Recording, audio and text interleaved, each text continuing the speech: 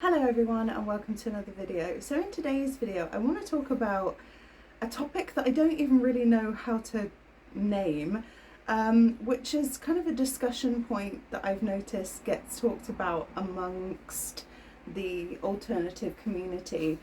And it seems that there is some division between people who choose to buy and wear and support cheap companies, purchasing secondhand, dressing cheaply, and when I say cheaply I mean like in a way that doesn't cost very much, not like cheap like you look cheap, versus kind of more high-end bougier companies that cost a lot of money. And I don't really understand, I'll be honest, why this is even a discussion. Like, some things I feel go straight over my head, in terms of why people feel the need to debate these things, why this is even a thing. Like, this is not uncommon for me. As an autistic woman, I'm often finding myself on the outside of things, not really knowing what the hell's going on. But for me personally, I don't understand how or why the way someone else chooses to dress themselves and the companies that they choose to support has anything to do with anyone else. Like, if we were talking about somebody showing up on your front lawn and trying to shoot you, like, that's totally your business. But if we're talking about somebody buying clothes from Temu, I don't really get why it's got anything to do with you. You're absolutely allowed an opinion, for sure, on whether or not you would want to put your money into that industry, just in the same way that people who are vegan don't want to put their money into animal cruelty industries. And you're absolutely, well within your right to have those opinions. I think most people would feel the same. But I do find it unusual, I think, when people feel that their opinion matters so much, more so than other people's, that they can tell other people what they should do. I tend to not spend, sorry, I've got the fan on me because it's warm and my hair's blowing all over the place. I tend to not spend too much time on forums now. As a teenager or like early 20s, sure. I'm nearly 40. It's not where I spend my time. I spend my time alone and with my dog.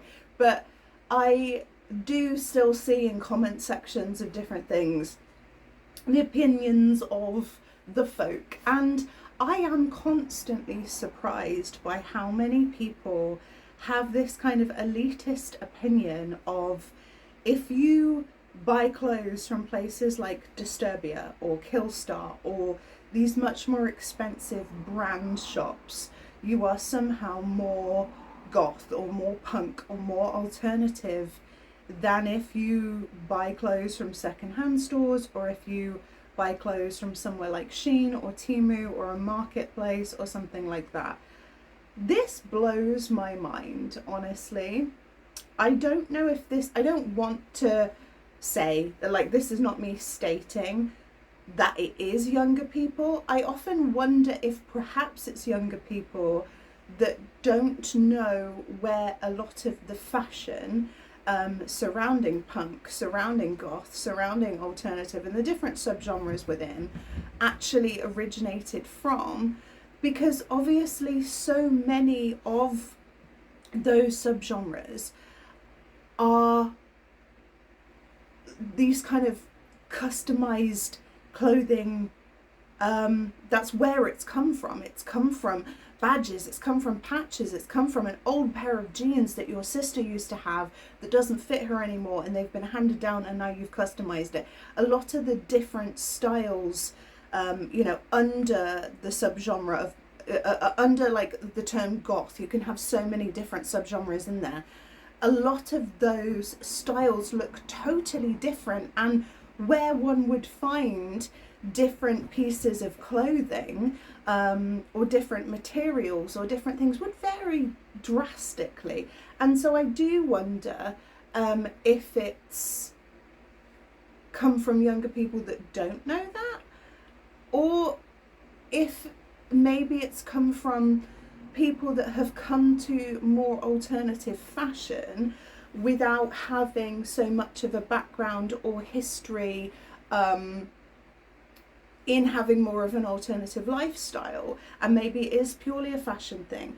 I don't get it.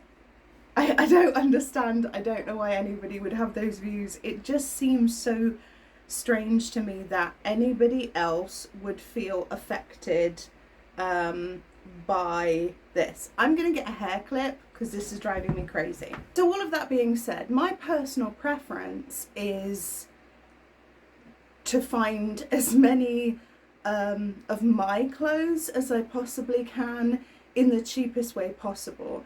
This being because A, I don't have a lot of money, and B, I like to change things up when it comes to my clothes. I love having a new outfit to wear. I love having a new item of clothing to wear. I dress for dopamine. That's what I'm doing. I dress in a way that brings me joy, that when I look in the mirror, I'm like, ee! You know, like I am wearing what I'm wearing today because I felt kind of Victorian, kind of doll-like. That was the mood I was in. I was like, what have I got that can give me that vibe? I didn't want to wear a bonnet today. I do own bonnets. I wasn't feeling it that strongly. Didn't want to wear a bonnet, but this is what I wanted. I wanted my crucifix earrings, didn't want a necklace. I just wanted what I wanted, okay? Now, did I want it enough to spend over £100 on an outfit? No. Would I generally spend over £100 on an outfit? No, because I can't afford to.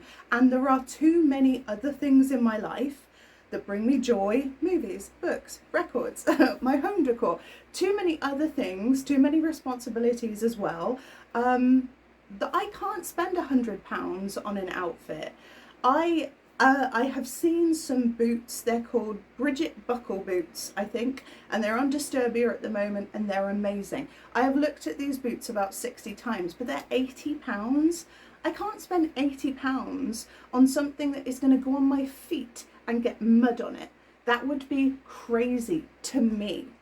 Now, if you are someone that is in a position where you can do that, or you know, maybe you also don't have a lot of money, but you're willing to sacrifice the other things that I'm clearly not willing to sacrifice. Look at all of the stuff that I own. In order for you to get yourself some shoes that cost £80, then go for it. Like, I am in no way here to shame people for spending a lot of money on clothes. I have friends that spend a lot of money on clothes, but they own many less clothes than I do, and they get so much use out of them that it balances out. There are people who spend a lot more money on clothes and they never wear them, and that's their damn business.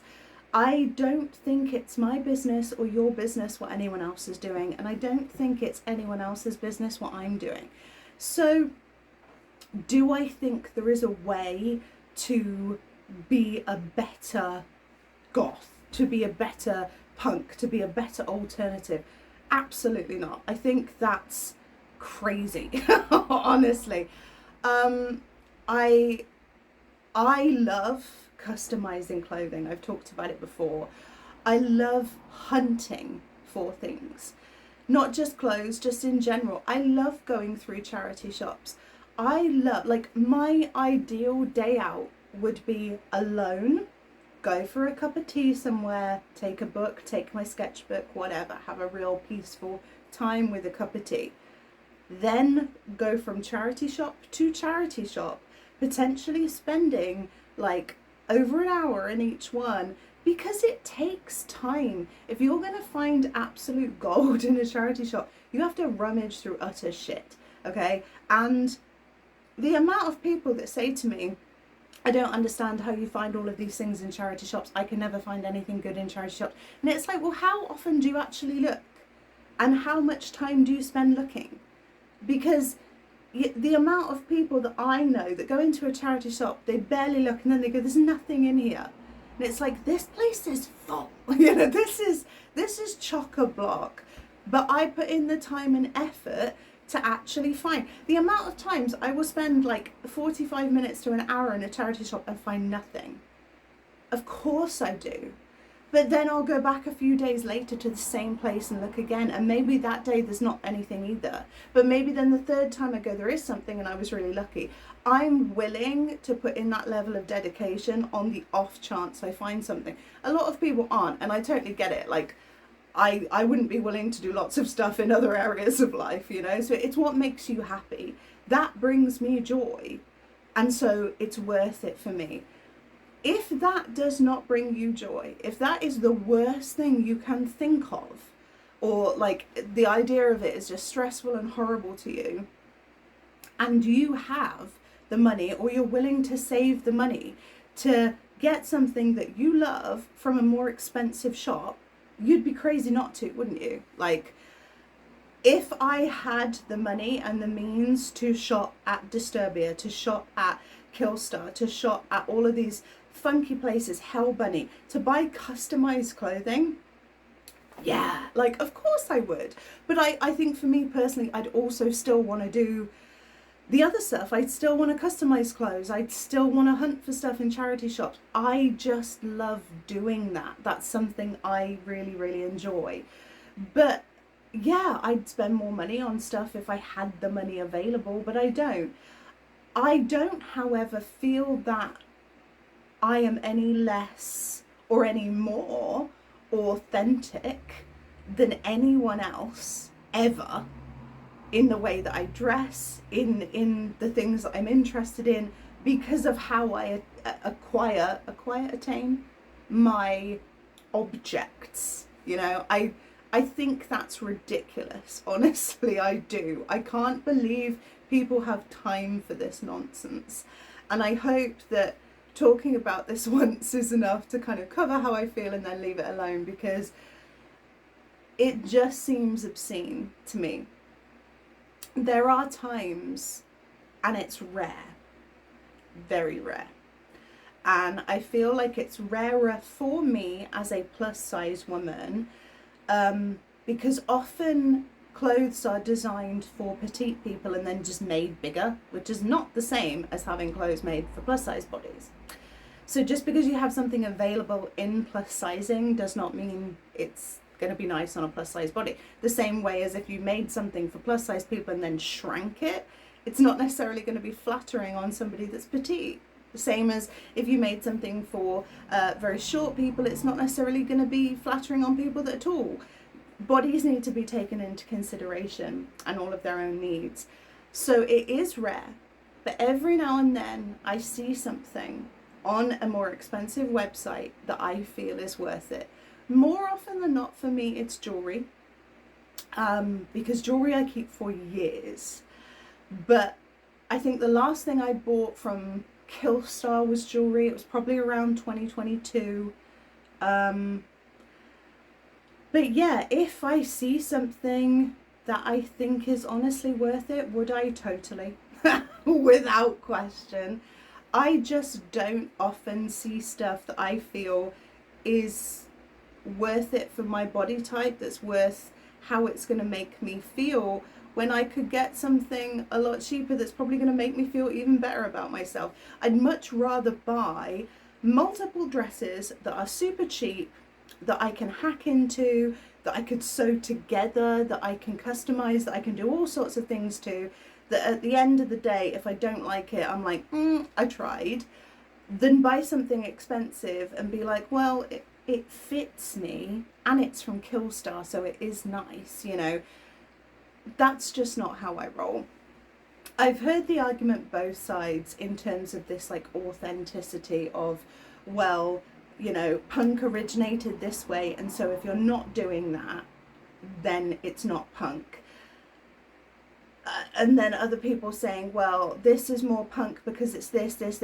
You know, I've been on like Facebook groups and things like that in the past for like, you know, like customizing jackets and things like that, and people that share their own jackets, and people being like, oh, yours isn't punk because yours doesn't have any band badges on or whatever. And it's like, what's wrong with you? Like, I find it so weird that these absolute random people. Like, I'm going to say nobodies, and I don't mean nobody as in they're not important as human beings. Obviously, we're all important as individuals, blah, blah, blah.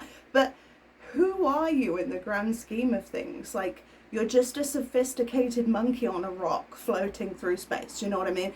Like, what makes you think that you can define to people or dictate to people how they should be, and the language that they can use surrounding what it is that they are, and the fact that you've got it right because it's what you think, but that someone else is doing it wrong because it's not what you think? Like, I can't even imagine what it's like to go through life as someone like that, honestly. I can't imagine what trouble you must run into on a regular basis, because it's such a limiting way to be.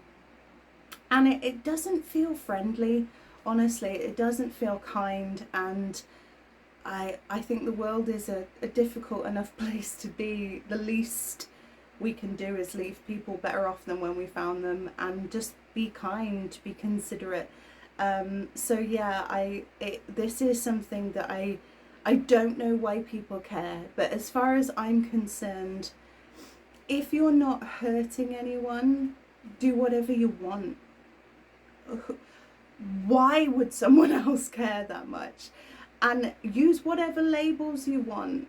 Like, I could not care less what labels you use. I could not care less what labels people use for me. It doesn't make any difference to me.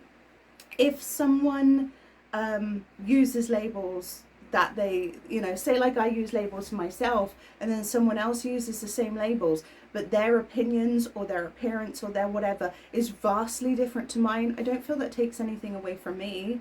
We're just having a different experience because we're unique individual people, and that's okay. I know that some people have quite, especially when it comes to fashion and when it comes to clothing, quite different views in terms of ethical, sustainable fashion versus fast fashion. And some people do have a problem with using websites like Shein and Temu, and I'm sure there's others, but I don't know any of them, and would prefer that things be bought more ethically and considered. And I totally understand.